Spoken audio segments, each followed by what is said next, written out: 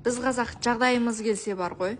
Үлкен тойда үйлену тойын 40 күн тойын 30 күн ойын қылып өткізгіміз келеді. Үйленуді неге сонша қиындатқан деп бір экономисттің көзқарасымен қарап ойланып көрдім. Сөйтсем, бұның артында бір логика бар екен. Үйленіп той жасайым дейтін шешім шығармас бұрын, алдыда күтіп тұрған процестерді ойлаған кезде, саған бұл шешім қандай маңызды екенін меңзейді. Құда түсу, сырға салу, қызың жасау, әлей-пәлей.